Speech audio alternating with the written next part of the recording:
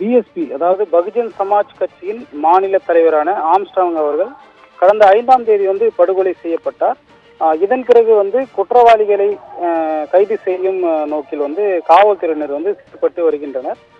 குறிப்பாக இதுவரை 15 பேரை கைது செய்யப்பட்டிருந்த நிலையில் ஒருவரை என்கவுண்டர் செய்யப்பட்டார்.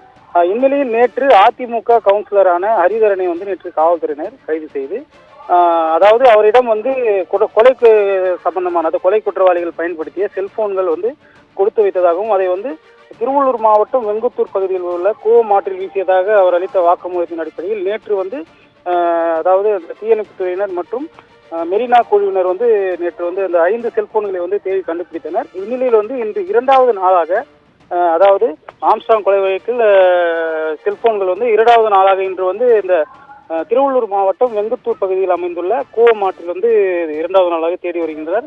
குறிப்பாக மெரினா மீட்பு குழுவினர் மற்றும் ஸ்கூபா குழுவினருடன் இணைந்து திருவள்ளூர் தீயணைப்புத்துறையினர் இணைந்து சுமார் 20க்கும் மேற்பட்டோர் 4 மணி நேரத்துக்கும் மேலாக இந்த செல்போன்கள் அதாவது செல்போன் அதே போன்று சிம் கார்டு மற்றும் கொலைக்கு சம்பந்தமான வேறு ஏதேனும் ஆதாரங்கள் சிக்குமா என்ற நோக்கில் இந்த ஆற்றில் வீசப்பட்டுள்ளதா என்பதை கண்டறிய தீவிரமாக தேடி வருகின்றனர்.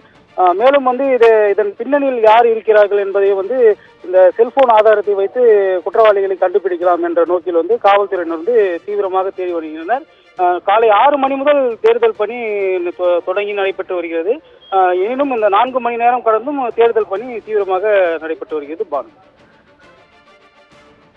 விவரங்களுக்கு நன்றி மோகன்.